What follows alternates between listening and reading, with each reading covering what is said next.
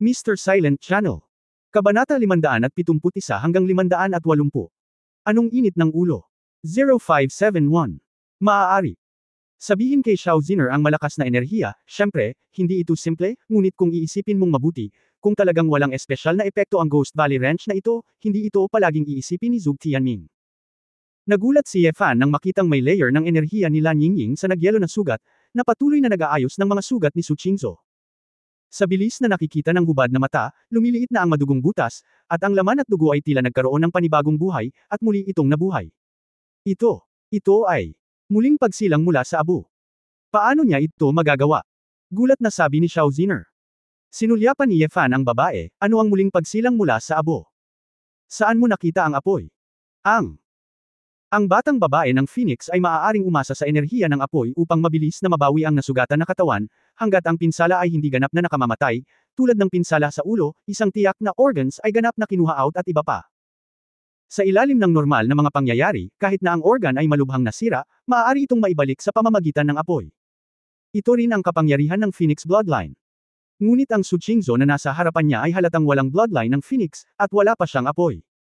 Paano siya maipanganak na muli mula sa abo? Alam kong hindi, ngunit ito ay halos kapareho sa aking muling pagsilang mula sa abo.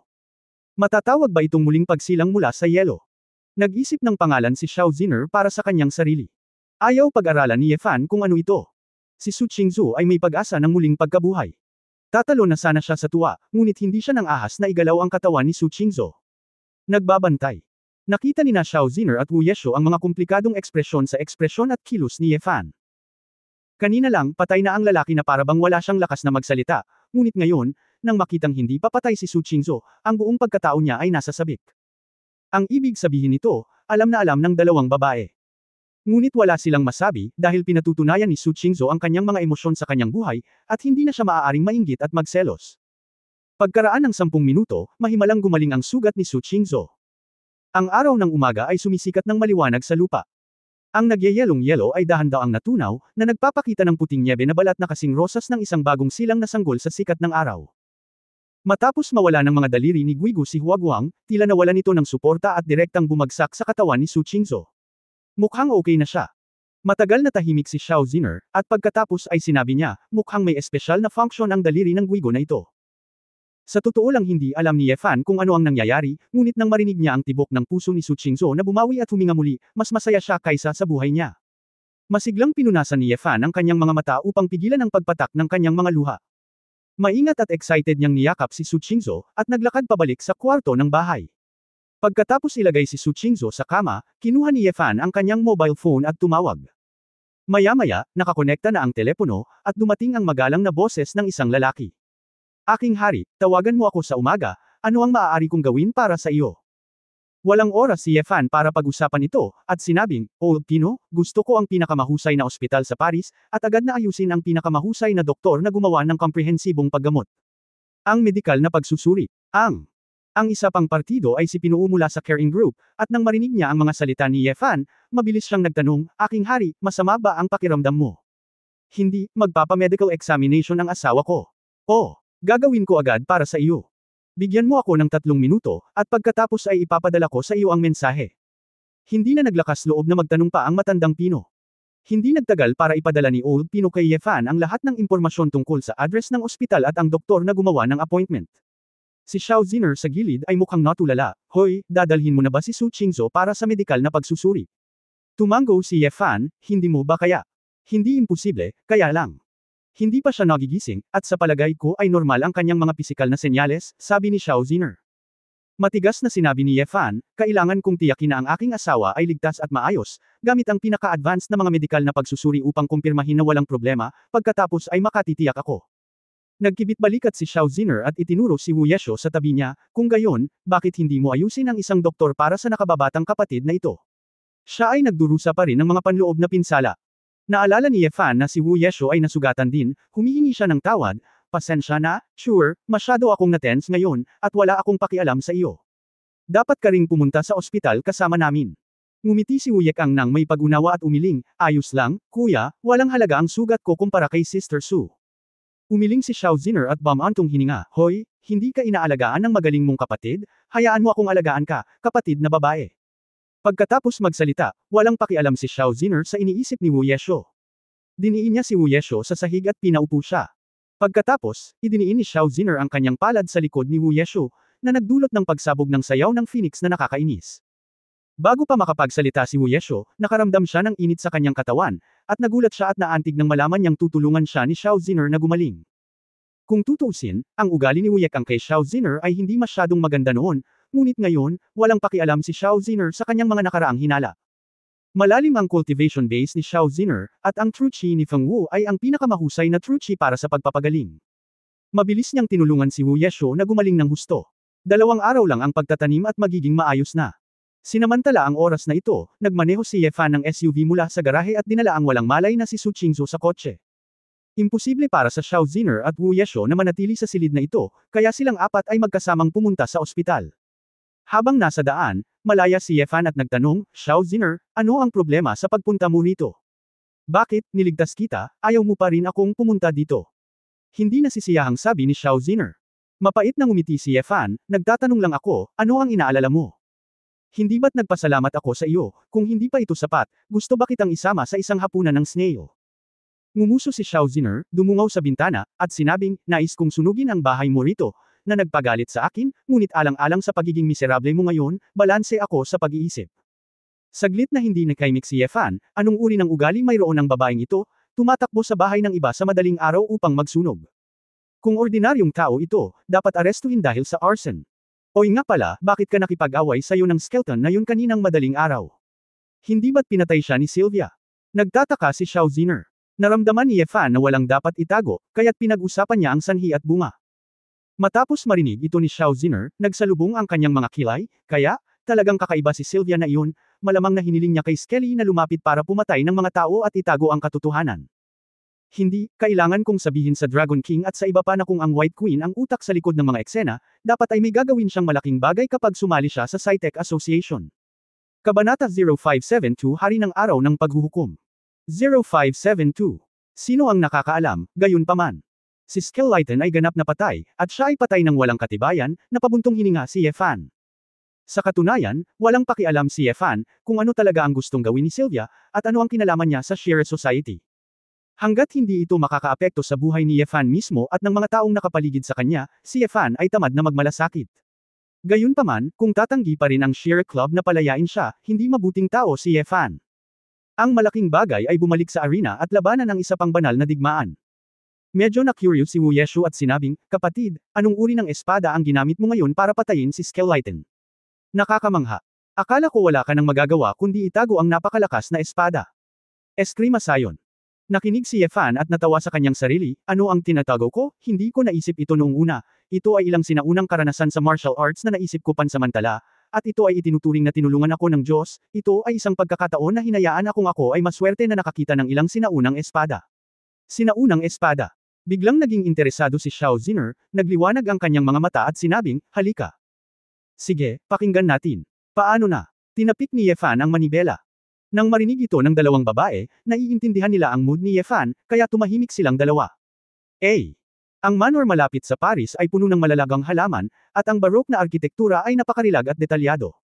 Sa isang garden pavilion na sinusuportahan ng mga puting kolom, isang lalaki ang umiinom ng itim na tsaa, nagbabasa ng pahayagan sa umaga, at kumakain ng almusal. "Guro, narito si MS Smollett, isang maselang itim na kasambahay na nakataksido ang lumakad papunta sa pavilion at magalang na sinabi.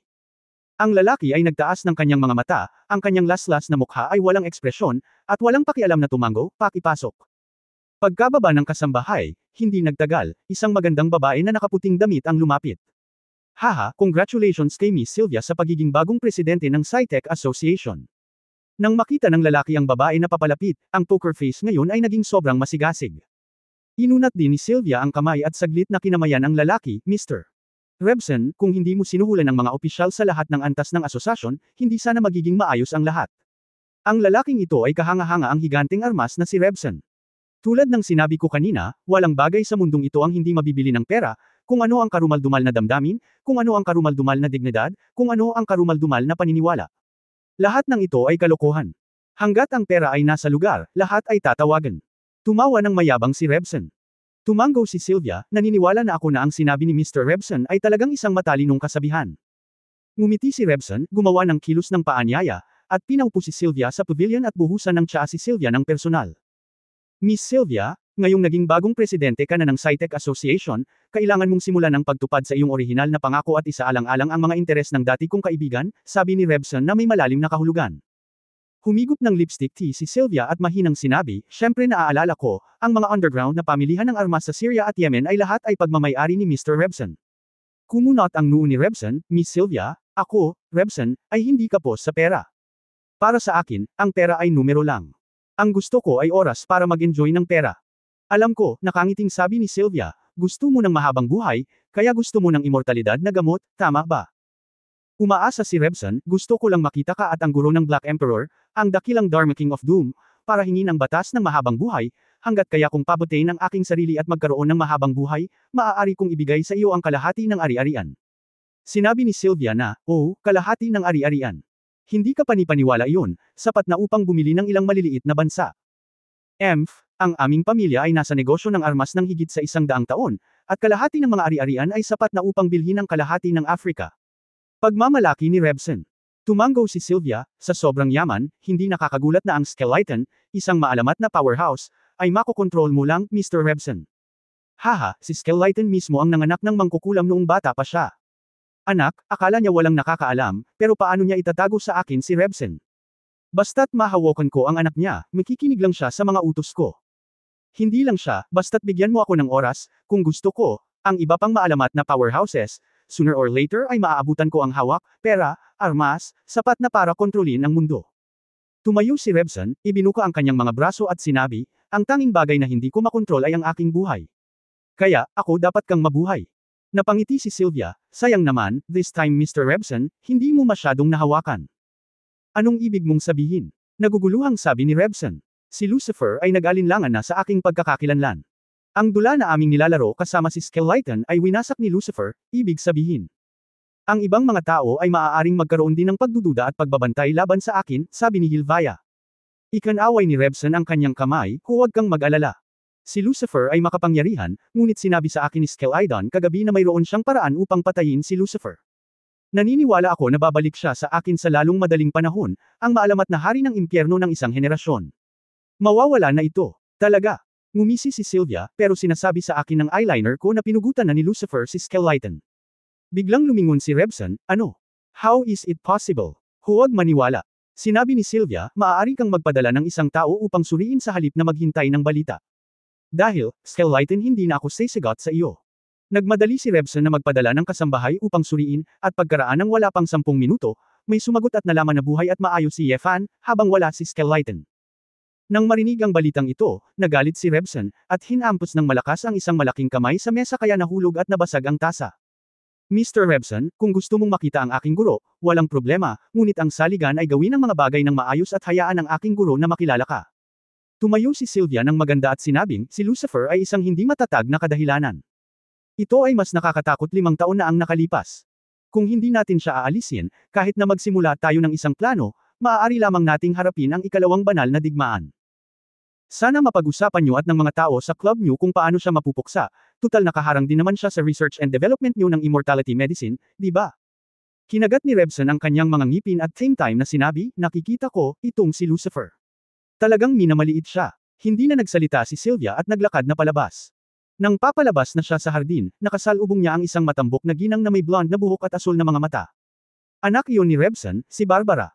Sa sandaling dumaan sina Barbara at Sylvia, nagkatinginan sila sa gilid ng kanilang mga mata, at ngumiti sa bibig ng isa't isa. Chapter 0573 Ano ito? 0573. Nagmaneho si Yefan hanggang sa ospital.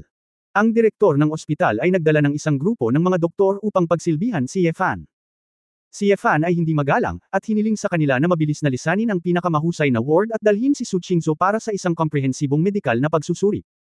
Hanggang sa tanghali, lumabas ang lahat ng resulta ng eksaminasyon, na nagpapatunay na si Su Qingzhou ay talagang maayos. Ang kanyang kalusugan ay hindi na, ngunit siya ay tila pagod na pagod at kailangan niyang ibaba ang ilang nutrient solution hanggang sa siya ay magising.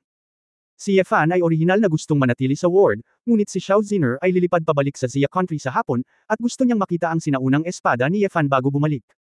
Pagkatapos ng lahat, nailigtas siya ni Xiao Ziner minsan, kaya pumayag si Yefan at ipinakita sa kanya, sa tamang panahon para ipaliwanag ito kay Wu Yekang. Si Yefan ay hindi kailanman naging clumsy na tao. Siya ay palaging naniniwala na ang pagsasanay ng Qigong ay nakasalalay sa pagsusumikap at talento. Yung mga hindi marunong mag-practice ng maayos, kahit itinuro sa kanya ang kakaibang skills ng mundo, hindi sila makapag-practice ng maayos. Dumating ang tatlo sa isang maliit na parke sa likod ng ospital. Tahimik ang artificial na lawa, at walang dumating para mang-istorbo sa kanila sa tanghalian. Hiniling ni Yefan kay Wu Yesho na humiram ng samurai sword, at pagkatapos ay maikli niyang ipinaliwanag ang kanyang bagong pag-unawa sa sinaunang martial arts. Sa totoo lang, ang panlabas na kapangyarihan ay isa ng kumpletong hanay ng mga sinaunang martial arts. Tulad ng panloob na kapangyarihan, ito ay isang paraan ng paglilinang, ngunit ang mga kinakailangan para sa panlabas na paglilinang ng kapangyarihan ay mas komplikado.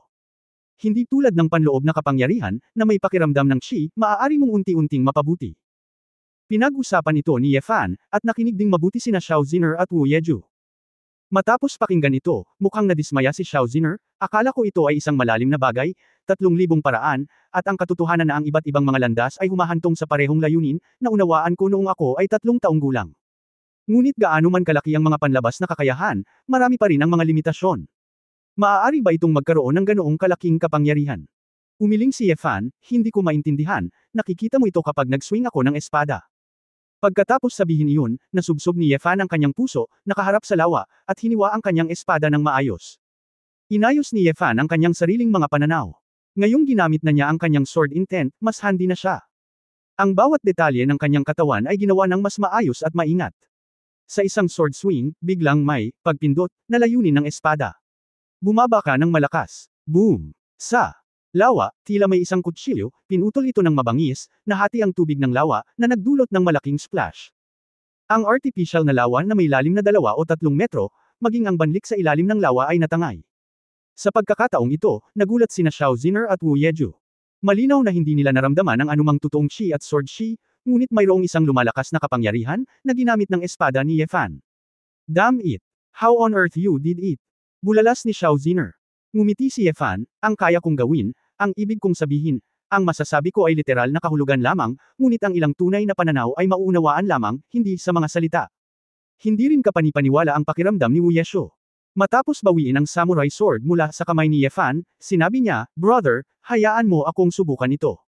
Natural na walang pagtutol si Yefan, at hayaan si Wu Yesho na sundin ang hakbang na ginawa niya, at sundin ang parehong pattern. Gayunpaman, ilang beses na kumaway si Wu Yeshu, maliban sa kaunting hangin, walang gumagalaw sa lawa. Ito ay masyadong kakaiba, halatang ginamit ko ang parehong galaw mo, bakit ang aking sinaunang espada ay hindi man lang makapangyarihan? Galit na sabi ni Wu Yechuan. Maaaring masyadong maliit ang iyong lakas. Tanong ni Xiao Ziner. Hindi yun nangangahulugan na walang mga alon, sabi ni Wu Yeshu. Ikaw ay nasa hugis lamang, ngunit hindi sa espiritu, sabi ni Yefan. Dapat mong malaman na bago niya iwaksi ang espadang ito, ang iba't ibang pagpapadaloy ng mga nerbiyos, kasukasuan, at kalamnan ay napakaselan. Ganito lang ang naiisip ni Wu Yekang, mukhang napakahirap ng aking pangunawa, kahit na tinuruan ako ng aking kapatid, hindi ko ito matututunan.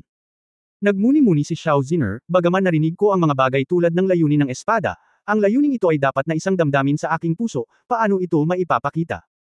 Kung maaari mong hatiin ang lawa na ito, nangangahulugan ito na mayroon talagang ang tunay, na sasalat na enerhiya ay inalis mo.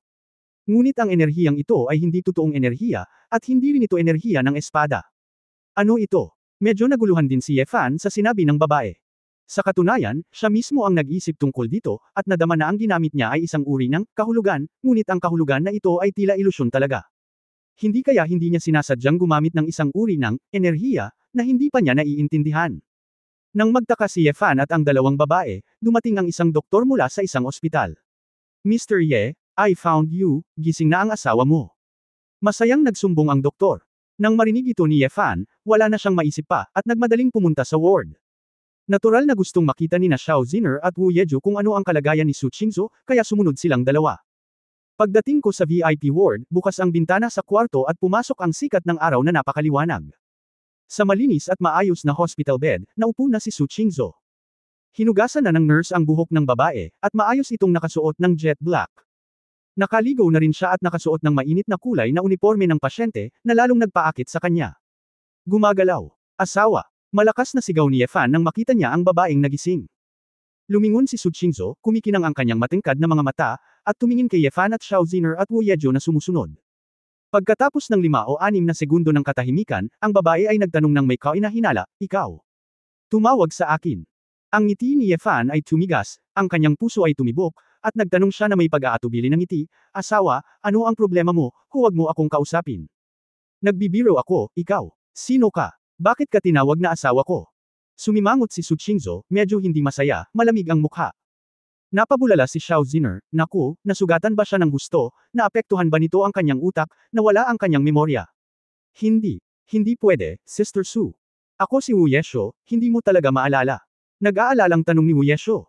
Si Su Qingzhou ay mukhang nataranta at umiling, hindi ko kayo kilala. Saan ang lugar na ito? Bakit ako nasaktan? Ang puso ni Yefan ay mabilis na tumibok, at ang nag-aapoy na kagalakan ngayon ay ibinuhos sa isang palanggana ng tubig na yelo. Sa kabutihang palad, siya ang stimuli na natanggap niya ay napakarami upang banggitin, at siya ay mabilis na kumalma.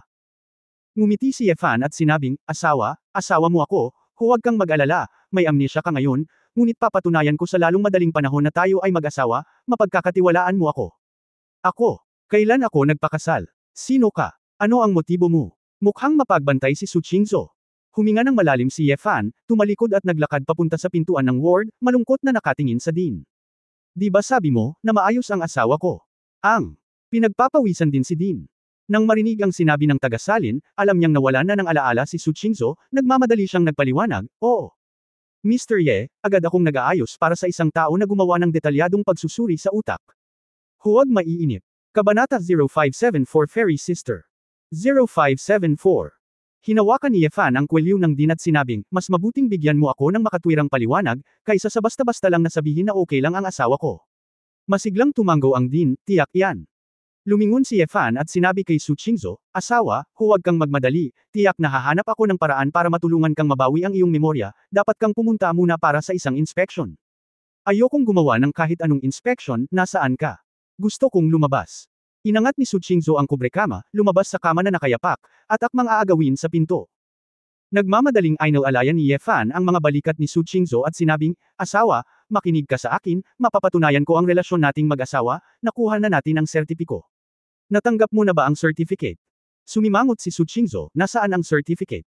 Sa bahay. Nasaan na ngayon? Sa Paris. Bakit ka nasa Paris? Tanong ni Su Qingzhou.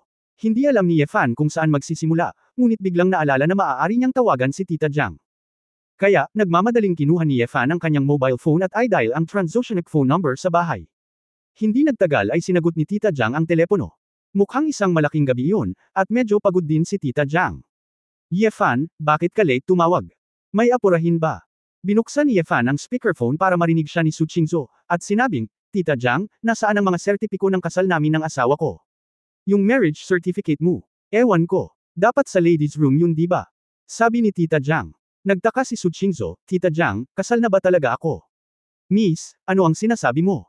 Hindi ka nandito para pasayahin ang matandang babae ko, tama? Mahigit kalahating taon na silang kasal.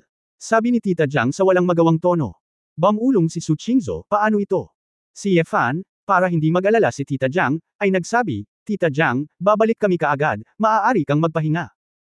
Matapos ibaba ang telepono, malumanay na hinikayat ni Yefan, paano, Mrs., maniwala ka ngayon, asawa mo na talaga ako, nasugatan ka, nagpapagaling ka sa malubhang sakit, at maaaring magkaroon ka ng panandaliang pagkawala ng memorya. Matapos marinig ito ni Su Qingzhou, medyo naghinala pa rin siya, at itinuro si Xiao Ziner, sino ang babaeng ito? Sinabi ni Yefan, siya si Xiao Ziner.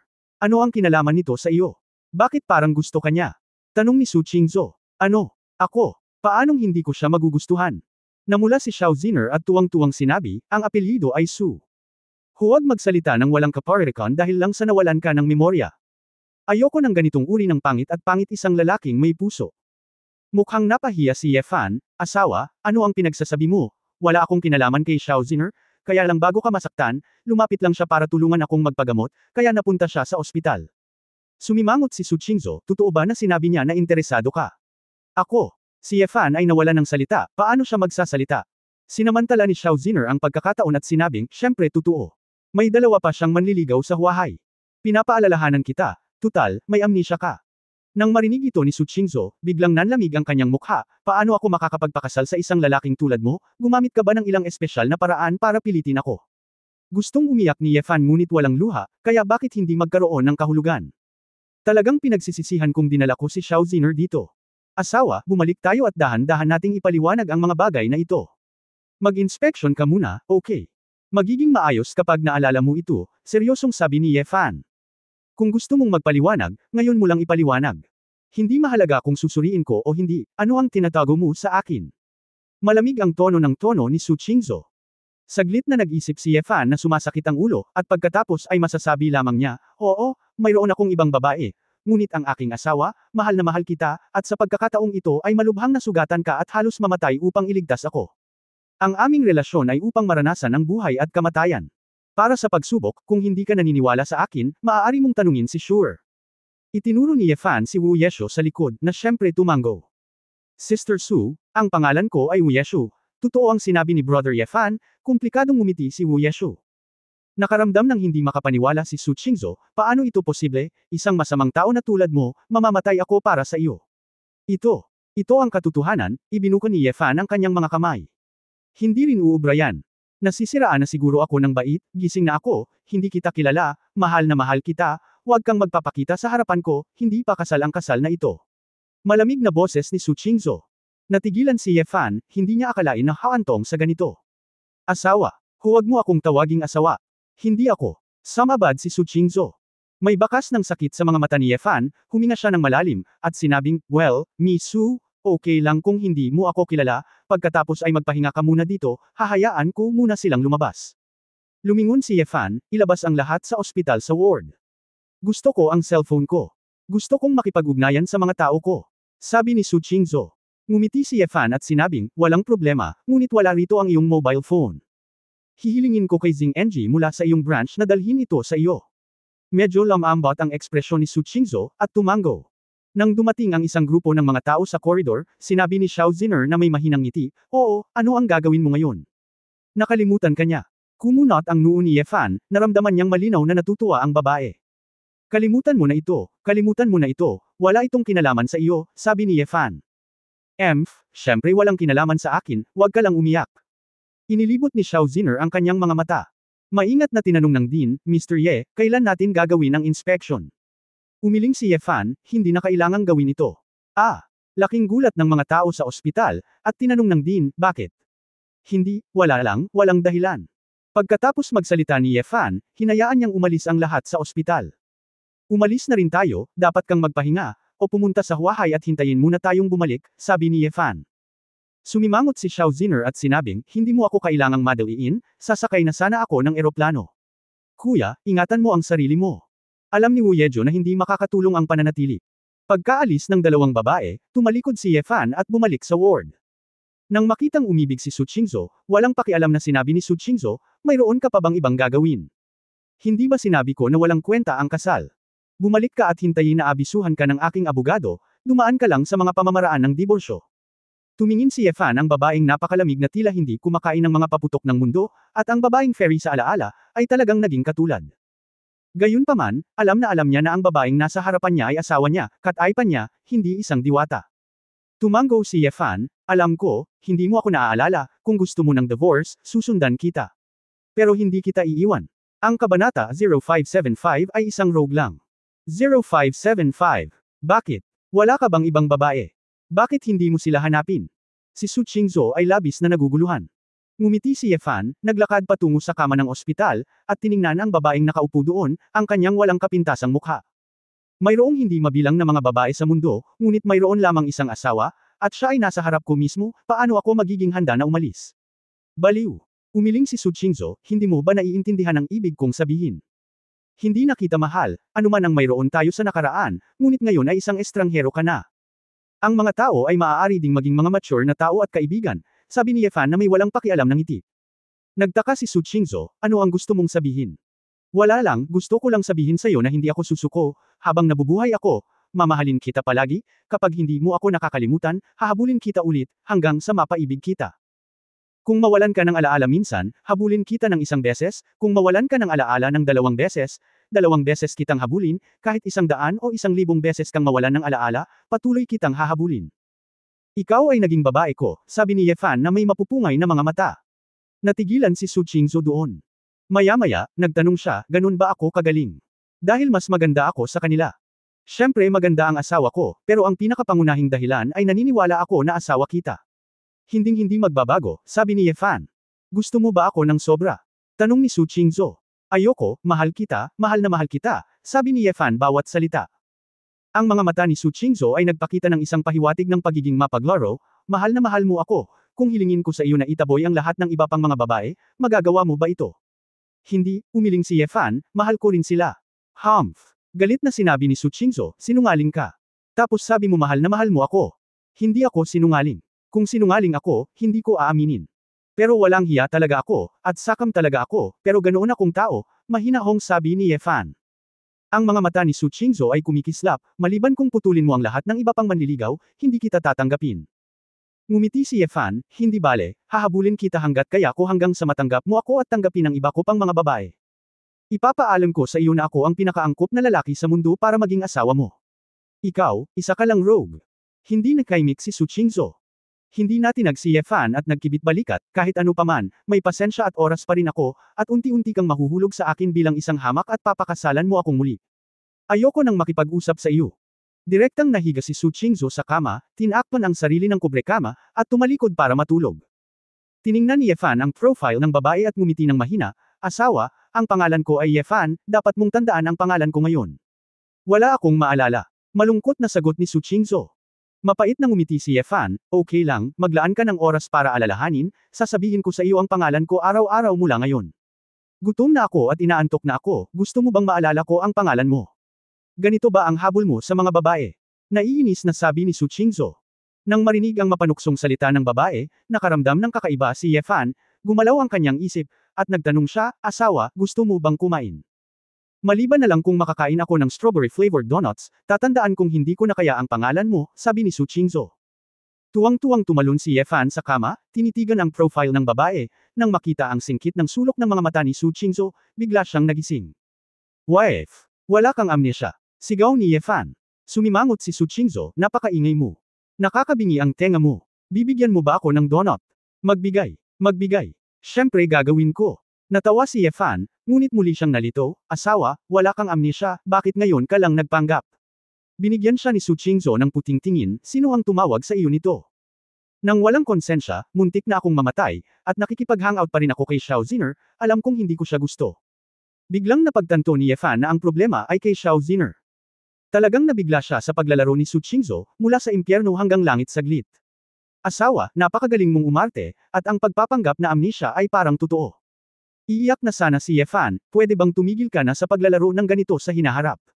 Sino ang nagpagalit sa iyo? Marahan na umungol si Su Qingzhou. Masyadong malupit ito, at naputol ang pakikipagrelasyon ko sa ibang babae. Seryoso ka ba, Mrs., o sadyang nagbibiro ka? Tanong ni Ye Fan.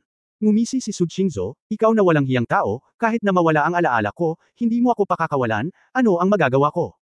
Gusto kong subukan at tingnan kung maaalis ko ang mga espiritu ng fox na iyon, ngunit ikaw ang lalaki ay napakawalan siya, kumakain ng kung ano ang nasa mangkok at nanunood ng kung ano ang nasa palayok. Pinagpapawisan ng noo ni Ye Fan, masyadong malalim ang ginagawa ng babaeng ito, ngunit sa kabutihang palad siya ay taos puso at nananatili sa ilalim ng linya. Asawa, huwag kang magalit, labis akong nagsisisi sa iyo, ngunit magiging mabait ako sa iyo sa buong buhay ko, papuri na sabi ni Ye Fan habang nakangiti. Gusto mo ba talaga akong patayin sa gutom? Sa dami ng kalokohan, saan ko gusto yung donuts? Tanong ni Su Qingzhou habang tinutulak ang kubrekama. Nagmamadaling bumangon si Ye Fan, okay, bibili ako ngayon, Mrs., wait. Dahil alam niyang hindi nawala ng alaala si Su Qingzhou, hindi nagalit si Ye Fan, gusto lang niyang alagaan siya sa ngayon. Babae, hindi ka pwedeng magalit sa kanya. Tumingin si Su Qingzhou kay Ye Fan na nagmamadaling lumabas para bumili ng donut, gustong tumawa sa gilid ng kanyang bibig, ngunit may masalimuot na tingin sa kanyang mga mata, parehong kagalakan at pagkabigo. Makalipas ang kalahating oras, bumili si Ye Fan ng isang malaking kahon ng strawberry-flavored donuts para kay Su Qingzhou at bumalik. Umupo si Su Qingzhou sa hospital bed, kumain ng donuts, uminom ng mocha, at sobrang naantig na halos lumuha siya. Tiningnan ni Ye Fan ang babae na puro pula ang mga mata, at buong pagmamahal na hinawakan ang kanyang buhok, asawa, bakit tuwang-tuwa ka, napakasarap ba? Hindi, tahimik na sabi ni Su Qingzhou, nandito ako. Isipin mo, kung mamatay ako, hindi ako makakain ng donut, sa palagay ko masarap ang hindi mamatay. Halos tumigil sa pagtawa si Ye Fan, talagang nagdududa kung may split personality ang babaeng ito. Parang batang babae ulit. Pagkasabi noon, hindi pa rin naiisip ni Yefan kung paano muling nabuhay si Su Qingzhou. Asawa, may nararamdaman ka bang pagkakaiba sa iyong katawan? Ano ang ginawa sa iyo ng Guigo Wrench? Tanong ni Yefan. Kinagat ni Su Qingzhou ang donut, idinilat ang kanyang malalaking mata na puno ng tubig, at nalilitong sinabi, paano ko malalaman, hindi mo ba ako niligtas? Hindi nakaimik si Yefan, at itinuro ang dibdib ng babae, hindi mo ba alam iyon? Napag-alaman na walang sugat kung saan ka nabutas. Paano naging posible ang operasyon para makamit ang ganoong pag-aayos? Kabanata 0576 ang Elite Assemble. 0576. Hinawakan ni Su Qingzhou ang sarili at nagulat na sinabi, oo. Bakit wala akong sugat? Nag-aalala rin ako na may mga galos at magiging pangit ito. Hinawakan ni Yefan ang kanyang noo nang may panlulumo, ang utu-utong na babaeng ito ay talagang dumating hindi pa ba napapansin ang iyong mga sugat. Kaya simula nang magising hanggang ngayon, nagkukunwaring may amnesia ang babaeng ito para paglaruan siya. Walang ibang paraan, walang pagpipilian si Yefan kundi sabihin sandali kay Su Qingzhou ang nangyari. Matapos itong marinig ni Su Qingzhou, nagkaroon din siya ng kakaibang ekspresyon sa kanyang mukha. Inilabas niya ang Guigo Wrench sa kanyang bulsa, at sumimangot, wala akong nararamdamang espesyal. Ang wrench na ito ang nagligtas sa akin. Hindi ko alam, totoo ito. Ang dahilan ng wrench na ito ay ang koneksyon sa pagitan ng iyong katawan at ng wrench na ito. Sa madaling salita, sa tingin ko ang dugo ng pamilyang Su ay maaaring nauugnay sa Ghost Valley Wrench na ito, ang maalamat na walang salita na libro, sabi ni Yefan. Ano ang mahalaga? Tanong ni Su Qingzhou. Napangiti si Yefan, hindi ko rin alam, ngunit si Zhou Tianming mula sa Ghost Valley ay tila sineseryoso ang pagpapahalaga sa wrench na ito. Bagamat hindi siya naglakas loob na sunggaban ito dahil sa aking relasyon, at siya ay isang bukas na tao na gustong magligtas ng mukha, hindi ito ay magiging masyadong bastos, kaya sa ilalim ng normal na mga pangyayari, hindi siya dapat maging napakahusay. Gayunpaman, sa katagalan, kailangan pa nating alamin ang sekreto ng finger wrench na ito bago tayo makapag-isip ng mga countermeasures. Masyadong mahirap para sa akin ang problemang ito, hindi pa ako nakakapasok sa threshold ng mga kasulatan ni Xuanwei, at hindi pa ako nakatagpo ng sense of qi, pag-uusapan ko ito pagbalik ko, gutom na ako ngayon, sabi ni Su Qingzhou. Tila ayaw isipin ni Su Qingzhou, at nagpatuloy sa pagkain ng mga donut. Bagamat gumaling ang kanyang katawan, tila mas lalong gamaan ang gana ng babae. Gutom na gutom siya kaya kinain niya ang lahat ng donut sa maikling panahon. Nang makita ang babaeng masayang kumakain, ang mga mata ni Yefan ay puno ng lamang, at hindi siya makatingin sa malayo.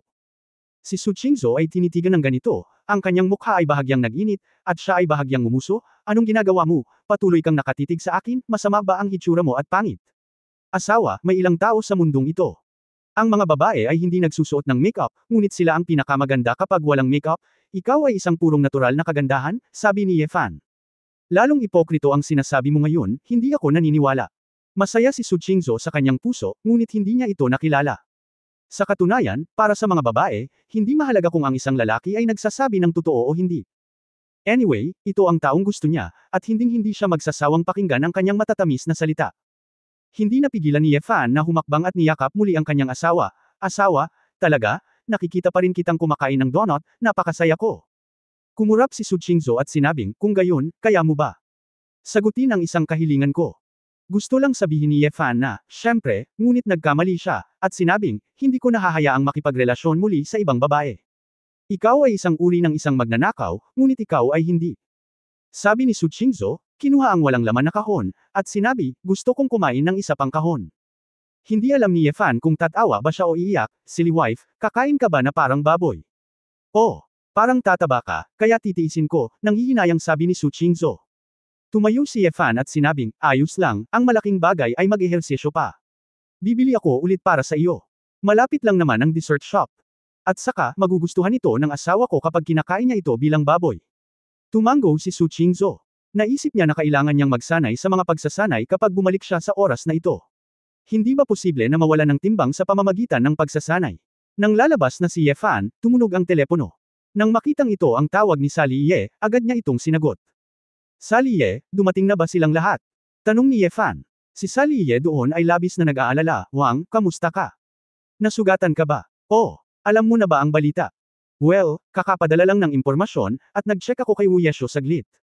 Wang, dapat wala ako sa Purgatory Island noong mga oras na iyon, dapat nasa tabi mo ako. Sabi ni Sally, sobrang emosyonal niya. Parang naiiyak. Nagmamadaling hinikayat ni Yefan, Sally, ayos lang ako, hindi mo kailangang mag-alala masyado, nasa mabuting kalusugan ako. Buti na lang at hindi ako namamatay sa pagkakataong ito, at nakagawa na ako ng kaunting pag-unlad sa aking pagsasanay. Wang, okay ka lang, makatitiyak kami. Dumating na si Azazel at ang kanilang mga eroplano, at lahat sila ay labis na nag-aalala. Kamakailan, bibigyan ko ng pansin ang mga galaw ng SciTech Association at ang mga luma.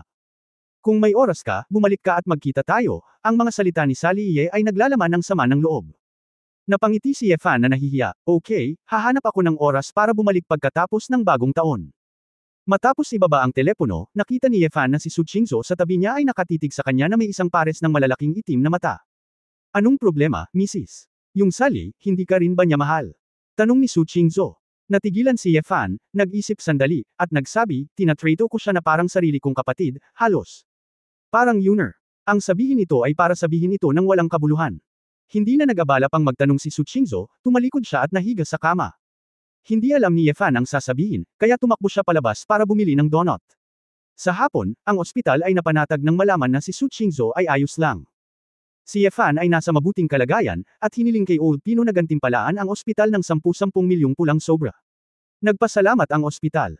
Matapos silang makalabas sa ospital, nanatili ang dalawa sa Paris ng 2 araw. Pagdating nila, kinailangan ni Su Qingzhou na makipagtulungan kay Xing Enji at isang grupo ng mga tao mula sa sangay upang ayusin ang mga takdang aralin sa trabaho at makipagkilala sa ilang pangunahing kasosyo. Pangalawa, gusto din ni Su Qingzhou na ibalik ang ilang mga regalo kay Tita Jiang at ilang malalapit na kaibigan. Kapag pumipili ng regalo, nag-alinlangan si Su Qingzhou, at bumili ng isang set ng mga pampaganda habang nasa daan, na nagbabalak na ibigay ito kay Tung Hozan. Nang makita ang lahat ng ito, hinangaan din ni Yefan ang puso ni Su Qingzhou. Kung ito ay ilalagay sa mga ordinaryong tao, tiyak na hindi niya mapapatawad si Tung Hozan sa buhay na ito. Pagkalipas ng 2 araw, sa wakas ay umalis na ang dalawa para bumalik sa Huahay. Naalala ni Yefan na magdala ng mga regalo sa mga babae, ngunit hindi siya nang ahas na ipaalam ito kay Su Qingzhou, kaya hiniling niya kay Pino at sa kanyang anak na ipadala ang mga bagay ng direkta sa orphanage. Kung iisipin ko ng mabuti, medyo nagilty talaga ako sa pagiging magnanakaw. Sa kabutihang palad, pagkarating ni Su Qingzhou sa Huahay, marami siyang dapat gawin, hindi pa banggitin na ang Spring Festival ay darating, ang kumpanya ay magkakaroon ng hapunan sa bisperas ng bagong taon, at ito ay magdaraos ng iba't ibang aktibidad. Napakaraming bagay na dapat gawin, at walang oras para pumunta si Yefan buong araw. Ginagawa kong ano. Maayos ding nakarating si Yefan sa orphanage, hinanap si Director Lee, at kinuha ang isang grupo ng mga international package. Siyempre, hindi nakalimutan ni Yefan na magsama-sama ng isang set ng mga produkto ng pangangalaga sa balat para kay Pangulong Lee, ngunit ang mukha ni Pangulong Lee ay payat ng payat, at mukhang malungkot si Yefan. Ang matanda na ito, na parang kamag-anak niya, ay tumatanda ng tumanda. Halos. Nang si Yefan ay kukuha ng isang carload ng mga regalo at pumunta sa lugar ni Ning Zemo para magpadala ng mga regalo sa bagong taon, tinawag siya ni Wu Yekang. Brother, ang elite team ng unang team ng Buffalo ay naka-assemble, saan ko sila dadalhin para hanapin ka? Tanong ni Wu Yeshu. Saglit itong pinag-isipan ni Yefan, at nagkataon na hinayaan niya silang pumunta sa Zia Tea House para hintayin siya. Kabanata 0577 Hindi kumbinsido. Noong 0577. Dumating sa Zia Tea House, nalaman niyang para salubungin ang Spring Festival. Ang tea house ay mayroon ding mga pulang parol na nakasabit sa taas, isang maapoy na pulang damit, na napakaligaya. Hindi rin nakita ni Yefan si Wu Yeshu at ang iba pa sa pintuan. Lumapit siya sa pinto na may dalang ilang bag ng mga luxury goods, at sinalubong sila ni Xiao Zhao. Kuya Fan, nandito na lahat ang mga kaibigan mo, naghihintay sa iyo. Sabi ni Zhao Zong. Noon lang nalaman ni Yefan na pumasok si Wu Yeshu at ang iba pa, kaya tinapik niya si Xiao Zhao sa balikat, ang sugat ay gumagaling na, at nagsisimulan na itong mabuhay muli. Tumawa si Xiao Zhao at sinabi, Brother Tuo Fan, ito ay isang magandang bagay. Ang kaunting sakit ay wala. Noong nakaraang pagkakataon, ang pamilya Zhu ang nagsulsul sa pamilya Ning at sa pamilya Wei na humanap ng gulo, at nasugatan ang maraming tao sa Zisulin. Lumipas ang ilang araw, at bumalik sa kalmado ang Zisulin. Pumasok si Yefan sa tea house at nagtanong, sabi mo kaibigan ko, nasaan siya? Siyempre, ang kaibigan ni Brother Fan, ay nagayos para sa pinakamagandang pagtanggap sa Lakeview Hall. Ngumiti si Xiao Zhao at sinabing, nandoon na ang panganay na kapatid. Ginawa sila ng tsaa. Tumango si Yefan. Ilang beses na siyang nakapunta dito. Siyempre alam niya kung alin ang Lakeview Hall. Ito ang pinakamalaking pribadong silid para tingnan ang lawa at mga bundok. Uri ng anti-gang kaligrapya. Pagdating niya sa Wanghu Hall, sa sandaling binuksan niya ang pinto, nakita ni Yefan si Ning Zemo, nakasuot ng klasikong hanfo at eleganteng bihis, nakaupo roon, nakikipag-chat sa 10 lalaki at babae. Ang 10 lalaki at babae na ito ay nakasuot ng napakasimple at hindi mapagpanggap na mga damit, at sila ang karaniwang mga damit na panglamig gaya ng mga sweater, down vests, hooded coat, at trench coat. Bukod dito, kasama si Wu Yeshu, lahat sila ay Asyano, may itim na buhok at itim na mata, at hindi sila gaanong naiiba sa mga ordinaryong tao ng Zia. Ang susi ay ang mga mamamatay tao na ito ay mga nakatagong master pagkatapos na sanayin ni Asmodeus, at ang kanilang mga mata, ekspresyon at aura ng buong tao ay maaaring pigilan at katulad ng mga ordinaryong tao. Sa unang sulyap, sila ay napaka hindi mahalata, tulad ng mga dumadaan. Hindi naman kalabisan na sabihin na noong naglalakad sila sa kalsada at biglang may dalang kutsilyo, akala ng mga tao sila ay mga kusinero, hindi mga mamamatay tao. Si Yefan ay lubos na nasisiyahan. Ang gusto niya ay itong mga mamamatay tao na nakakalusot sa bansang Zia at hindi napapansin. Kung hindi, ang paghahanap ng isang grupo ng mga dayuhan na blonde at asul ang mata ay magiging masyadong kapansin-pansin, at ang Dragon Soul ay makakainis. Patayin siya. Nang makitang papasok si Yefan, agad na tumayo ang 10 tao, na may pananabik sa kanilang mga mukha. Si Yefan ay nagmamadaling umubo at iwinagayway ang kanyang kamay, umupo, maupo. Ayaw niyang sumamba dito, hindi naman kailangan, at hindi niya nagustuhan. Napagtanto ng isang grupo ng mga mamamatay tao na ayaw ni Yefan na maging masyadong mapagmataas, kaya lahat sila ay tumango at umupo, ngunit sa pagtingin sa mga mata ni Yefan, lahat sila ay puno ng paghanga at pananabik. Bumangon si Ning Zimo sa sandaling ito at nagreklamo, Yefan, bakit hindi mo sinabi sa akin ng maaga, napakaraming kaibigan ang dumarating, wala akong oras upang maghanda ng kahit ano, masyadong nagmamadaling tanggapin ang mga bisita ng ganito. Ngumiti si Wu Yekang at sinabing, ayos lang, Sister Ning, sanay na kaming kumain at matulog sa open air, kaya hindi namin ito pinapansin. Sunod-sunod na tumango ang isang grupo ng mga killer. Para sa kanila, ang mapiling pumunta sa Zia Kingdom at sumunod sa pagpapadala ng Hell King ay usok na mula sa libingan ng mga ninuno, at lubos silang nagpapasalamat. Kung ano ang makakain at mabubuhay, hindi mahalaga. Sister Wu Ye, hindi mo pinapansin, kailangan kong bigyang pansin. Bihira lang magdala si Yefan ng napakaraming kaibigan dito. Kahit na hindi kita masyadong kilala, tiyak na liligayahin ko ang mga kaibigan ni Yefan, sabi ni Ning Zimo. Hinawakan ni Yefan ang kamay ng babae, pinaupo siya, at sinabing, hindi bale, lahat sila ay sarili nilang mga tao, hindi nila pinapansin ang mga ito. Hindi ka pa nagpapakilala, Terra, gusto ko lang malaman ang tungkol sa inyo, kayong lahat. Usapan. Kakaiba itong narinig ni Ning Zimo, ano? Hindi mo sila kilala. Magkaibigan ba kayo? Walang magawang ngumiti si Yefan, mahabang kwento ito. Kilala nila ako, pero hindi ko pa talaga sila nakikilala. Parang, may dalawang mukha na medyo pamilyar. Itinuro ni Yefan ang isang medyo payat na babae na nakatingin sa paligid ng kanyang 30s, ang pangalan mo ay Son Chen, tama ba? Tumango si Son Chen sa tuwa, oo. Sinabi ni Yefan, ikaw ay Buffalo. Ang matandang lalaki, naalala ko na nandoon ka noong pinangunahan mo ang pangkat na lumaban sa dagat Caribbean. Napakahusay mo sa tubig. Pagkatapos lumubog ang barko, napatay mo ang 7 o 8 mandirigma ng Holy Royal Court sa tubig. Ikaw ba yan? Araw. Napaluhas si Chen sa pananabik, ako ito. Hindi ko inaasahan na maaalala mo ito ng malinaw. Nagulat si Ning Zimo, ano? Hindi nagmamadaling magpaliwanag si Yefan, at itinuro ang 3 lalaki, na lahat ay kumuha ng 30, na nagngangalang Song Yang, Ma Zaifei, at Zhao Yidao, at sinabi rin na susundan siya noon at maglalakad patungo sa silangan. Ilang mga pagtatanghal sa Western War. Sa 10 tao na ito, maliban kay Wu Yesho, 4 ang lumang backbones na alam ni Yefan. Lahat sila ay mula sa Zia Guo. Ilang taon na silang nasa ibang bansa. Ang ilan sa kanila ay sumali sa mga matatanda mula pagkabata at umalis sa organisasyon kasama si Yefan. Nang maglaon ay sumilong siya kay Yefan. Nang marinig na malinaw na naaalala pa rin ni Yefan ang kanilang mga pangalan at ilan sa kanilang mga pagtatanghal, ang 4 na matandang nasasakupan ay labis na naantig. Inggit na inggit ang 5 pang bagong dating, at isa-isa nilang ipinakilala ang kanilang mga pangalan at bayan. Ang mga taong ito ay karaniwang mga tao mula sa Zia Kingdom at mga kalapit na bansa, at nakakapagsalita sila ng Chinese at iba pang mga wika. Pagkatapos ng kanilang pagpapakilala, si Ning Zimo ay lalong naguluhan. Magtatanong pa sana siya kung ano ang nangyayari, may narinig siyang katok sa pinto. Bumukas ang pinto, at sumimangot si Xiao Zhao at sinabing, Miss, dumating na ang may-ari at ang kanyang party. Tumango si Ning Zimo, I see, inayos mo na pumunta sila sa Tingfeng Pavilion, andito ako saglit. Pero, nahihiyang sinabi ni Xiao Zhao, gusto daw nilang dumiretso sa Wanghu Hall.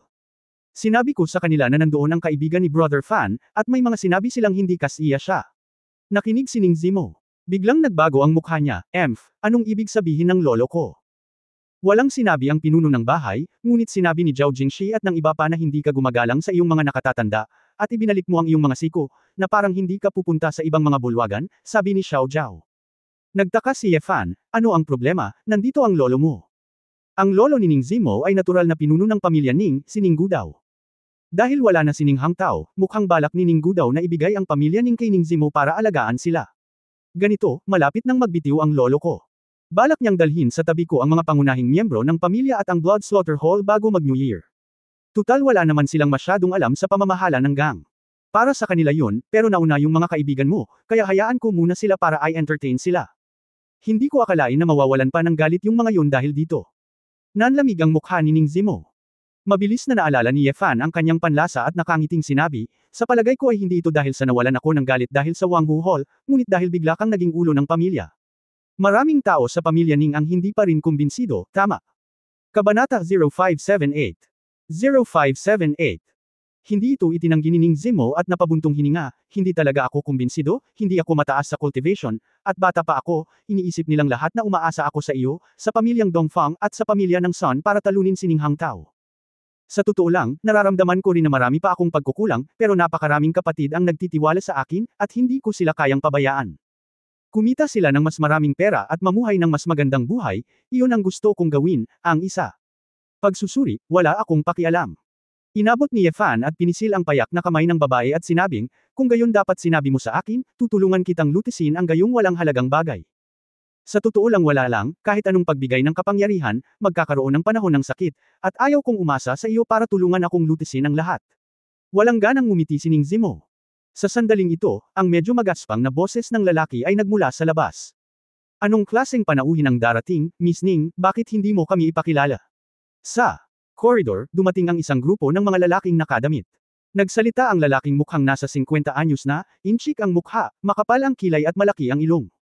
May pagmamalaki na tingin sa pagitan ng kanyang mga kilay.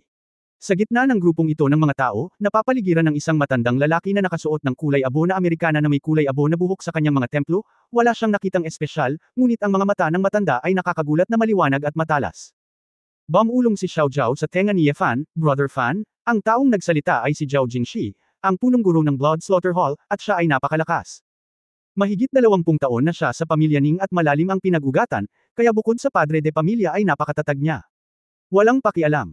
Tumango si Yefan, ngunit hindi niya inisip itong si Zhao Jingxi. Isa lang siyang martial artist na pinanganak na may mahusay na katuparan, kaya sa underground family lang siya nakakasway. Kumunot ang noo ni Ning Zimo nang makita ang taong dumating, at sinabing, Master Zhao, tumatanggap ako ng isang kilalang bisita dito, pumunta ka sa Tingfeng Pavilion at maghintay sandali. Gamit ang isang string ng mga butil sa kanyang kamay, sinulyapan ni Zhao Jingxi si Yefan at ang grupo ng mga Buffalo Killer sa likod niya, at tumawa, Miss Ning, ito ang mga bisitang binati mo.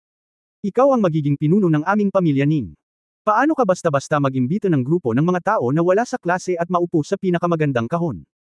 Hindi nasisiyahang sinabi ni Ning Zimo, Master Zhao, ito ang mga kaibigan ni Yefan, iyon ay, ang aking mga kaibigan, mangyaring palayain ako. Maging magalang. Ngumisi si Zhao Jingxi, tingnan mo ang mga damit ng mga taong ito, ang mga damit sa kanilang mga katawan ay dumami, walang sinuman ang maaaring lumampas sa 500, at kung hahayaan mong umupo ang ganoong grupo ng mga tao dito, hindi mo magugustuhan ang mga tao ng pamilyang Ning. Ano? Si Ning Zimo ay tamad na makipag-usap sa kanya ng walang kaparirikon, at sa halip ay sinabi sa matanda, Lolo, pagod ka mula sa eroplano, kaya't makinig muna tayo sa Wind Pavilion para magpahinga. Si Ning Gu daw, ang matandang master na hindi nagsasalita, ay nakatingin kay Yefan, blanko niyang sinabi, ang binatang ito ay ang Yefan na sinabi mo. Siya iyon, tumango si Ning Zimo. Oo, matagal ko nang gustong makita kung sino ang pumatay sa anak ko. Sa wakas ay nagawa ko na, tila na-appreciate ito ni Ning Gu daw. Pinag-isipan din ito ni Yefan. Tumawa siya at sinabi, pasensya na, matanda, kailangan ng anak mo ng mukha at hindi niya kayang mawala, kaya wala akong magagawa. Gumalaw ang bibig ni Ning Gu daw, hehe, bata at walang kabuluhan, ang isang batang tulad mo ay bobo o may tunay na kakayahan, sana ikaw na ang huli. Pagkatapos sabihin iyon, kumaway si Ning Gu daw kay Zhao Jingxi, Kuya Zhao, bakit hindi ka bumalik? Hayaan mo ang mga kabataan na maupo dito, paano na? Napaka-level ng pananalita ng matanda, hindi siya nag-uutos, nagtatanong lang ng, paano, napakasimple lang ng kahulugan, kung tatanggihan siya ni Zhao Jingxi, manggugulo siya. Nang marinig ito ni Zhao Jingxi, tumawa siya at sinabing, Patriarch, payag ako, pero ayaw ng ibang matatandang kapatid. Ano ito, galing pa kami sa Sichuan Province, at nabalitaan namin ang tungkol sa Ziyati House ng panganay na ito. Paano mo maibibigay ang pinakamagandang pribadong silid na ito sa isang grupo ng mga ban na basta-basta kung makakainom ka ng tsaa at mag-enjoy sa lawa? Ang mga backbone ng Ning family at Blood Slaughter Hall ay sumigaw din, na nagpapahayag ng kanilang kawalang kasiyahan at sumusuporta kay Zhao Jingxi. Master Zhao Jing, hindi ako papayag na sabihin mo iyan sa kaibigan ni Yefan, mas mabuting panatilihin mong malinis ang iyong bibig. Sabi ni Ning Zimo na may malamig na ekspresyon. Haha, Miss Ning, hindi ka pa naging padre de pamilya, gusto mo bang patayin ang matandang Zhao ko? Alam kong napakalakas ng boyfriend mong si Ye Fan. Kung gusto mong harapin niya ako, walang choice ang matandang Zhao ko kundi gawin ito. Inaamin ko. Ikaw, patuloy na tinutusok ni Ning Zimo ang kanyang puso at kinasusuklaman ang kanyang mga ngipin, ngunit hindi niya talaga hinahayaan si Ye Fan na makitungo sa mga ito, na magiging mas maliwanag na umaasa siya sa mga lalaki at maaaring gumamit ng kahit ano. Walang natira. Tumayo si Wu Yekang at sinabing, Sister Ning, hindi mahalaga sa amin, gusto ng mga miyembro ng pamilya mo na maupo sa kahon na ito, pinalabas lang namin, pwede kaming pumunta kung saan namin gusto. Bumangon din ang isang grupo ng mga mamamatay tao. Wala talaga silang pakialam dito. Lumapit sila kay Ye Fan. Hindi nila pinakinggan ang sinabi ng pamilya Ning. Naramdaman din ni Ye Fan na hindi na kailangang makipag-away para sa higit pang mukha, kaya sinabi niya, oras na para kumain, tara na, yayain kitang kumain, bumalik ka mamaya. Sabi ni Ye Fan, at nagplanong kunin muna ang mga tao, para makitungo si Ning Zimo sa mga tao ng pamilya Ning. Hindi sila natulungan ni Ning Zimo, kaya nasabi na lang niya, ganun ba, magpapadala ako ng sasakyan para ihatid kayo, saan kayo kakain? Hindi, medyo may mga malapit na restaurant, Ninger, busy ka. Oo, nakangiting sabi ni Ye Fan. Sa sandaling umalis si Ye Fan, si Wu Yeju at iba pang mga mamamatay ay lahat ay nagplano na sundan siya palabas. Nang magkita si Zhao Jingshi at ang iba pa, lahat sila ay mukhang mayabang, kaya sila ay naayos na. Kung gusto ni Ning Zimo na maging pinuno ng bahay, kailangan niyang panatilihin ang kanyang relasyon sa mga matatanda. Sinabi ni Zhao Jingshi, Miss Ning, dapat kang tumawag ng isang tao upang linisin ito. May mababang antas ng amoy sa kahon na ito. Pagkatapos maglinis, maaaring pumasok ang may-ari at maupo. Master Zhao Jing, huwag kang masyadong lumayo. Hinayaan ka lang ni Ye Fan na magkaroon ng malaking puso, sa tingin mo ba ay natatakot siya sa iyo? Hindi na nakinig si Ning Zimo. Haha, joke, more than 20 years na ako sa pamilya Ning, anong klaseng bagyo, anong karakter ang hindi pa nakikita, kailangan niya akong payagan. Sa panahon ng pag-uusap, nakita ni Zhao Jingshi ang isang babae na dumaan, pati na rin ang mga kaibigan ni Ye Fan, hindi niya maiwasang mapangiti at sinabing, mukhang okay ang babaeng ito, ilang taon na siya. Saan siya galing? Sabi ni Zhao Jingshi, at hinawakan ng isang kamay ang ibabang bahagi ng likod ng babae. Ang babaeng ito ay natural na si Sun Chen, isa sa mga matatanda ng Buffalo. Ang orihinal na plano ni Sun Chen ay umalis ng napakatahimik, ngunit sa sandaling iabot ang kamay ni Zhao Jingshi, ang buong ugali niya ay agad na nagbago. Para bang isang nakamamatay na matalim na talim ang biglang natanggal, at isang malamig na liwanag ang biglang kumislap, at isang matalim na punyal ang biglang nagbago mula sa kamay ni Sun Chen. Ah! Napasigaw si Zhao Jingshi, lumabas ang dugo mula sa kanang palso na iniunat niya, at ang isang kamay niya ay naputol na. Kabanata 0579 Waiter 0579. Ang eksenang ito ay ikinagulat ng lahat sa pamilya Ning, sina Ning Zimo at Zhao Zong. Mukhang hindi inaasahan ni Ning Gudaw ang ganoong sitwasyon. Sumimangot siya at mataimtim na tumingin kay Sun Chen. Tumayo si Sun Chen na may kalmadong ekspresyon sa kanyang mukha. Para sa babaeng pumatay, ito ay walang iba kundi ang pagputol ng kanyang kamay. Ni hindi niya tiningnan ng diretsyo si Zhao Jingshi. Lumingon ang isang grupo ng mga mamamatay tao, ngunit hindi sila umimik, lahat sila ay walang ekspresyon. Nag-aatubili na hinaplos ni Ye Fan ang kanyang mga templo, nagugutom siya, bakit may magpapaliban sa oras? Tiningnan ni Zhao Jingshi ang kamay na hindi makapaniwalang binagsakan niya, humihingal, at nagmamadaling tinatakan ang kanyang mga meridian ng nakakagalit na enerhiya upang maiwasan ang labis na pagkawala ng dugo. Kaagad, galit niyang pinandilatan si Sun Chen, mabahong babae, hindi ko inaasahan na magiging trainer ako. Hindi nagsalita si Sun Chen, ngunit sumulyap kay Ye Fan. Ang kahulugan ng mga mata ay napakasimple, kaya mo bang pumatay? Nagkibit balikat si Ye Fan, at napakasimple rin ng sagot, whatever. Hindi nagsalita ang dalawa, ngunit natanggap na ni Sun Chen ang utos, kaya ang kanyang mga mata ay naging napakalamig. Ginamit ni Zhao Jingshi ang kanyang panloob na lakas, at siya ay isinilang na may mahusay na pagiging perpekto. Itinuon niya ang kanyang tunay na enerhiya sa isang kaliwang kamay at binaril ang isang diamond palm patungo kay Sun Chen. Siya ay orihinal na isang Leiko na disipulo ni Shaolin, isa sa 4 na pangunahing sekta. Nagsanay siya ng malakas na panloob na kasanayan, at ang kanyang Vajra Palm ay itinuturing na napakahusay. Nang matamaan niya ito ng isang palad, parang nanginag ang buong koridor. Hindi siya inaway ni Sun Chen. Sa mga tuntunin ng panloob na lakas, ang dalawa ay talagang magkatulad, at ang babaeng pumatay ay hindi maaaring samantalahin ito. Ngunit ang kanyang karanasan sa pakikipaglaban at mga kasanayan sa pagpatay ay hindi naiintindihan ng mga sinaunang tagapagturo ng martial arts tulad ni Zhao Jingshi. Nakita ko si Sun Chen na umurong ng isang hakbang, isang maliit na mga daliri sa paa, mga paa sa lupa, at nang ang kanyang katawan ay malapit ng tumama sa pader sa likod, muli siyang sumipa, at ang kanyang katawan ay biglang bumilis patungo sa pahilig na bahagi. Habang iniiwasan ang diamond palm na ito, umasa si Sun Chen sa napakabilis na bilis at puwersa ng impact na natamo ng terrain, at ang punyal ay bumunot ng mahabang butas na duguan mula sa braso ni Zhao Jingshi. Naputol ang mga kalamnan at meridian ni Zhao Jingshi, at napasigaw siya muli sa sakit, na nangangahulugang nawala ng lakas sa pakikipaglaban ang magkabilang kamay niya. Ngunit hindi tumigil doon si Sun Chen. Nang makarating siya sa dingding sa kabilang gilid ng koridor, ay nilalayan niya ito gamit ang isang kamay, itinulak ito ng isang kamay, at tumalikod at umikot ng 2 o 3 beses. Ang dagger ay parang ilang malamig na sinag, na napapalibutan ng katawan ni Zhao Jingshi. Si Zhao Jingshi ay puno ng nakakagalit na enerhiya at malupit na puwersa, ngunit sa makitid na espasyong ito, imposibleng makuha ang posisyon ni Sun Chen. Nang tumigil si Sun Chen sa paggalaw, at pagkatapos gawin ang lahat ng ito, naging maayos ang kanyang paghinga, tumayo lang siya sa harap ni Zhao Jingshi, at natural na kumuha ng isang piraso ng pulang tela mula sa kanyang bulsa at pinunasan ang punyal. Sa katunayan, walang gaanong dugo, dahil ang punyal ay masyadong matalim, at ang dugo ay hindi maaaring mahawakan ito. Nang tumingin muli ang lahat kay Master Zhao Jing, ang punong instructor ng Blood Slaughter Hall, na hindi pa rin magagapi ngayon, ay nagkaroon ng higit sa 100 ng mga hiwa ng dugo sa kanyang mukha, leeg, at katawan. Ang sariwang dugo ay bumuhos mula sa kanya tulad ng tubig sa bukal, at ang lupa ay kinulayan ng maliwanag na pula. Matagal nang hinihingal si Zhao Jingshi, lamambot ang kanyang mga binti, at lumuhad siya sa lupa, ganap na patay. Matandang Zhao. Maraming backbone at matatanda ng pamilya Ning ang natakot nang makita nila si Zhao Jingshi na namatay ng ganito. Si Ning Zimo ay hindi makapag-react bigla, ngunit nang mabawi niya ang kanyang katinoan, tumingin siya muli kay Sun Chen, natural na iba ang kanyang mga mata sa mga kanina lang. Hindi inakala ni Ning Zimo na ang tila ordinaryong, mga kaibigan, ni Ye Fan ay magkakaroon ng nakakatakot na bahagi. Little Zhao, tumawag ka ng maglilinis. Mabilis na kumalma si Ning Zimo at inutusan si Zhao Zong. Gamaan ang loob ni Zhao Zong nang makita niya ito, pinigil niya ang kanyang ngiti at yumuko ang kanyang ulo. Miss Ning, ito. Sino ang mga taong ito? Ilang mahahalagang miyembro ng pamilyang Ning ang hindi namamalayan na umiwas, hindi nang ahas na tumayo ng malapit sa grupo ni Sun Chen. Nang hindi naghihintay na magsalita si Ning Zimo, itinuro ni Ye Fan si Sun Chen ang tawag sa kanya. Magiging waiter siya sa Zia Tea House sa hinaharap. Sa pagkakataong ito ay narito siya para maghanap ng trabaho. Ano? Isang grupo ng mga tao mula sa pamilya Ning ang nabaliw, ang kasanayang ito ay narito upang maging isang waiter. Medyo nagulat din si Ning Zimo, ngunit dahil sinabi iyon ni Ye Fan, hindi niya ito tatanggihan. Tumawa si Ning Gudaw at sinabing, napaka-waiter, Ye Fan, ang kaibigan mong waiter, ay maaaring patayin ang aking punong guro ng blood killing hall ng basta-basta. Ang mundong ito. Ang aking matandang lalaki ay lalong hindi maintindihan.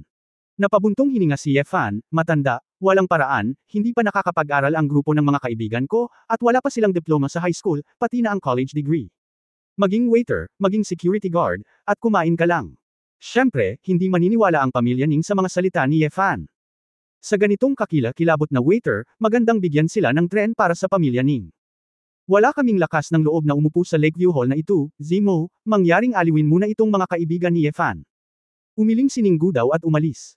Siyempre, hindi na magtatagal ang isang grupo ng mga tao mula sa pamilya Ning. Ngayon nalaman na nila ang kalupitan ni Ye Fan, at gusto nilang tumakas. Umalis na ang lahat, hindi na kailangan pang lumabas ni Ye Fan at ng iba pa para kumain, anyway, medyo masarap ang pagkain sa Zia Tea House. Matapos itapon ni Xiao Zhao ang katawan at dugo, isang grupo ng mga tao ang nagpatuloy sa pag-inom ng tsa sa Wanghu Hall, naghihintay na may hain ang pagkain. Ang isip ni Ning Zimo ay puno ng mga katanungan, kaya natural na kailangan niyang itanong ito ng malinaw. Ye Fan, anong nangyayari? Ngayon mo lang sinabi na magiging waiter si Sun Chen dito. Ngumiti si Ye Fan at tinanong ang babaeng pumatay, Sun Chen, payag ka ba? Ibinaba ni Sun Chen ang kanyang ulo, makinig sa anumang oras. Dispatch. Natawa si Ye Fan at sinabing, bilang isang hindi tamang waiter, kaya mo na itong sininger. Gayunpaman, hahayaan kong sundan ka ni Sun Chen at maging responsable sa pagprotekta sa iyo. Kung may emergency, maaari kang tumugon ng mas mabilis at makipag-ugnayan sa AI. Si Ye Fan ay nagpunta sa ibang bansa sa pagkakataong ito, at nakatagpo ng ilang problema. Baka may matinding kaaway na naghahanap sa kanya. Saglit niyang sinabi ito para ipaunawa kay Ning Zimo ang kanyang intensyon. Matapos marinig ito, biglang napagtanto ni Ning Zimo na ang 10 taong ito ay pawang mga nangungunang mamamatay na nakaranas ng daan-daang labanan, at bawat isa sa kanila ay kabilang sa nangungunang 100 mamamatay sa mundo. Hayaan mo si Sun Chen na maging waiter, masyado itong sunod Sun Yiren, kaya tingnan natin, sinusundan niya ako kapag lumabas ako, at kapag lumabas ako, bilang aking katulong, ako ang chairman ng kumpanya sa karamihan ng oras ngayon, at may kakulangan ng mga katulong. Magiging tutor si Son Chen para sa mga kapatid nating gang, ang mga elite na iyon ay kulang ng mahusay na mentor, at ako mismo ay gustong magsanay ng higit pang kasanayan sa pakikipaglaban, sabi ni Ning Zimo. Hinawakan ni Ye Fan ang mukha ng babae, Ninger, napakahusay mong gumamit ng mga talento, kaya gawin mo ang sinasabi mo. Matapos ang halos pakikipag-chat, umalis si Ning Zimo, kailangan pa niyang pangalagaan ang emosyon ng pamilya Ning. Pinatay ni Ye Fan at ng grupo ni Buffy ang mga pumatay. Pagkatapos kumain sa tea house, inayos din ni Ye Fan ang gawaing pananagutan ng bawat pumatay. Hanggat maaari, hayaang lumitaw ang mga mamamatay tao na ito sa tabi ng kanilang mga kababaihan sa isang mas karaniwang pagkakakilanlan, makipag-ugnayan sa isa't isa, at bumuo ng isang proteksyon sa anumang oras, na karaniwang kinokontrol ni Wu Yeshu. Siyempre, gusto rin ni Ye Fan na gawin ang kaayusan na ito at hayaan ang bawat babae na huminga. Aalis na sana siya sa tea house sa hapon at pumunta sa Union Club para hanapin si Chu Yunyao, ngunit biglang nakatanggap ng tawag mula kay Su Qingzhou. Ye Fan, halika dito dali. Si Su Qingzhou ay nagmamadali, na parang may apurahang, Kabanata 0580 paglipat ng posisyon. 0580. Nagulat si Ye Fan at inisip kung nasa anumang panganib ang babae. Nasaan ka, Mrs. Idiot, syempre pumupunta ka sa office ko kapag pumasok ka sa trabaho. Namiss mo na naman ba magtrabaho? Ikaw, kahit ayaw mong magsipag, umasta ka na lang. Galit na sabi ni Su Qingzhou. Opisina. Napakamot ng ulo si Ye Fan, ano ang problema, napakawalang tiyaga. Tuwang-tuwang sinabi ni Su Qingzhou, mukhang nagkaroon ako ng sense of chi. Nakakamangha, parang humihinga ang bawat cell sa buong katawan ko. Gusto kong pumunta ka at tingnan kung talagang nakakainis. Si Ye Fan ay halos madapa at bumagsak sa lupa, iniisip na ito ay isang malaking panganib, ngunit ito pala ay isang pakiramdam ng chi mula sa pagsasanay. Asawa, gusto mo talagang takutin ako hanggang mamatay, hindi ba magandang bagay ang magalit? At saka, kanina ka pa nagsasanay, at normal lang ang makaramdam ng galit, ibig sabihin ay mayroon kang magandang talento, sabi ni Ye Fan. Ngunit ako ay sobrang nasa sabik. Noong nag-ensayo ako ng seryoso noon, wala akong naramdamang chi, ngunit sa pagkakataong ito ay nasa opisina ako at sinubukang magsanay ng Xuanwei Zhenjing ng casual, at agad akong nakaramdam ng ki. Ako. Pakiramdam na si Su Qingzhou ay talagang masaya, at si Ye Fan ay natural din na masaya para sa kanya. Asawa, medyo malayo ako sa kumpanya ngayon, at ganoon din kapag bumalik ako sa gabi. Nang marinig ito ni Su Qingzhou, ngumuso siya, nag-ambala ako habang nakikipagtalik sa ibang babae. Sabihin mo lang. Asawa, anong kalokohan ang pinagsasabi mo, si Chuer ang nagdala sa mga kapatid ni Buffalo dito. Ngayon, inaayos ko ang seguridad para sa kanila. Paliwanag ni Ye Fan. Matapos itong marinig ni Su Qingzhou, naalala rin niya ang bagay na ito, paano mo ito aayusin? Sino ang gusto mong gawin ko dito? Familiar na kayo ni Shure sa inyo, kaya hayaan nyo na lang si Shure. Ye sinabi Sail Road. Kung gayon, ano ang dapat gawin ni Sister Wu Ye? Mga bodyguard lang. Tanong ni Su Qingzhou. Sinabi ni Ye Fan, itong asawa, ayusin mo, hahayaan kong pumunta si Shure sa iyo ng direkta, makakahanap ka ng upuan sa kumpanya. May naisip si Su Qingzhou at sinabing, gusto mo bang direktang maging assistant ko si Sister Wu Ye? Anyway, bilang assistant mo, inuukupa mo pa rin ang isang opisina at sinasayang mo ito. Shuwangerta be an assistant. Then what am I doing? Naisip ni Ye Fan sa kanyang sarili, gusto ba niyang maging sarili niyang profesional at maging isang game booster at repairman? Kung iisipin mo, hindi masama, libre ito. Pumunta ka sa security department, wala si Ling Shan, nagkataon lang na may bakante. Anyway, mahilig ka ring makipaglaro sa mga lalaking security guard na iyon, di ba? Sabi ni Su Qingzhou. Sa katunayan, mula sa pananaw ng babae, walang magagawa si Ye Fan kung tatanggalin niya ang anumang departamento maliban sa departamento ng seguridad, ngunit tumanggi si Su Qingzhou na palabisin si Ye Fan bilang isang taong walang tirahan, kaya kailangan niyang nasa ilalim ng sariling mga mata. Nang marinig ito ni Ye Fan, naramdaman niya na talagang maganda ito. Gusto niyang makipag-chat sa mga lalaking security guard ni Jiang Chao. Siyempre, may grupo din ng mga babaeng security guard gaya ni Hanggayo sa security department. Nakakatuwang isipin. Hoy, kung gayon. Pagkatapos ay sundin ang ayos ng asawa. Tumawa si Ye Fan. Huwag mong isipin na hindi ko alam ang iniisip mo, kung maglakas loob kang gumawa ng anuman kay Hanggayo at sa iba pa, tatanggalin ko sila. Nagbabala si Su Qingzhou. Nagmamadaling sinabi ni Ye Fan huwag kang maglakas loob, ngunit bamulong siya sa kanyang puso, kung talagang may gusto siya, palihim siyang darating. Pagkatapos pagkalmayan si Su Qingzhou, nakahinga ng maluwag si Ye Fan, inilagay ang telepono sa kanyang bulsa, at tumingin sa isang lalaki na may mahabang mukha at makapal na kilay sa gitna ng mga pumatay. Zhao Yi daw, ang babaeng gusto mong protektahan ay medyo espesyal, dadalhin kita doon, iba oo, maaari mo itong ayusin. Ang espesyal na babaeng binanggit ni Ye Fan ay syempre si Chu Yunyao. Ang iba pang Feng Yueying, Du Yuner, at Mumumo ay walang mararamdaman hanggat sila ay nag-aayos ng mga killer guard sa kanilang buhay. Ipapaliwanag ito ni Ye Fan ng maikli, iyon lang. Gayunpaman, si Chu Yunyao ay may maraming bodyguard, pati na rin ang isang Shenwu sect master tulad ni Liu Bingjun upang protektahan siya. Biglang nagpadala ng isang mamamatay tao, palagi niyang kailangang ipaliwanag ito ng malinaw. Dinala ni Ye Fan si Zhao Yidao at nagmaneho papunta sa Union Club. Nakita ng manager na bumati sa kanya si Ye Fan at pamilyar na siya rito. Mr. Ye, ang nakababatang kapatid ng chairman, si Mr. Chu Yunsheng, ay nandito sa likod ng racecourse. Hiniling sa akin ng chairman na ihatid ko kayong dalawa ng direkta sa racecourse, magalang nang umiti ang manager. Ni hindi alam ni Ye Fan na may sakahan ng kabayo sa likod ng clubhouse, na tila isang lugar para sa mga mayayaman upang mag-alaga at magsanay ng mga kabayo. Tungkol naman sa nakababatang kapatid ni Chu Yunyao, hindi ito alam ni Ye Fan noon, ngunit wala rin siyang pakialam dito. Nang sundan ko ang manager sa horse farm sa likod, nakita ko si Chu Yunyao na nakasuot ng riding suit, nakikipagkwentuhan at nakikipagtawanan sa isa pang matangkad na lalaki na mukhang bata pa. Kaya lang bagamat parang nagtatawanan silang dalawa, medyo walang pakialam ang mga mata sa isa't isa. Sa tabi nilang dalawa, sa ilalim ng isang parasol, ay nakaupo ang isang malakas na lalaki na may tinina na pulang buhok, may taas na mga 1.9 metro, at ang kanyang mga kalamnan ay nakaumbok na parang bato. Si Liu Bingjun iyon. Hawak ni Liu Bingjun ang isang niniting na scarf sa kanyang kamay, at nakikipag-usap sa isang matangkad na babaeng itim ang buhok na parabang nag-aalok siya ng isang kayamanan. Ang babaeng itim ang buhok ay may maikling buhok, ear studs, isang itim na leather coat, at maong. Nakasuot siya ng neutral na damit, at inaabot ang kamay para haplasan ang buhok ni Liu Bingjun. Nanlamig si Ye Fan nang makita niya ang dalawang lalaking ito. Hindi kaya ang boyfriend na pinag-uusapan noon ni Liu Bingjun ay ang babaeng ito. Ngunit si Ye Fan ay walang oras upang alagaan ang kahangahangang mag-asawang ito, dahil nang makita si Ye Fan na paparating, ang mga mata ni Chu Yunyao ay kumislap, at biglang ngumiti ang isang matamis na maliit na babae, tumakbo at hinawakan ang braso ni Ye Fan, mahal na oo, sa wakas ay nakabalik ka na mula sa Europa.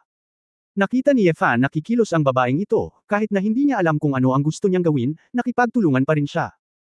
Kaya inabot niya at hinawakan ang baba ng babae, niyuko ang ulo at hinalikan ang sexing mapupulang labi nito, I miss you, syempre babalik ako.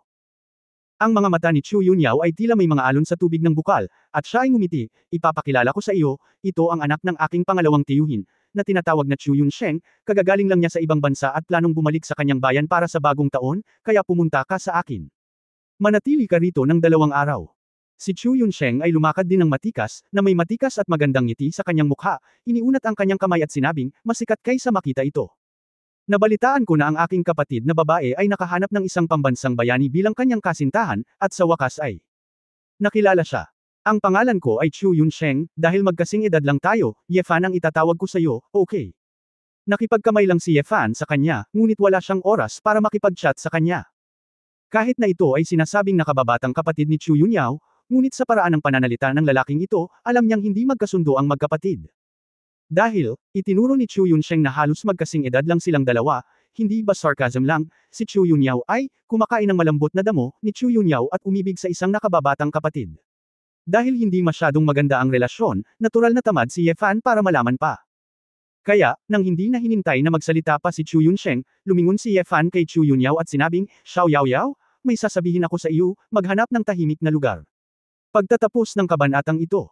For more videos, please like, share and subscribe.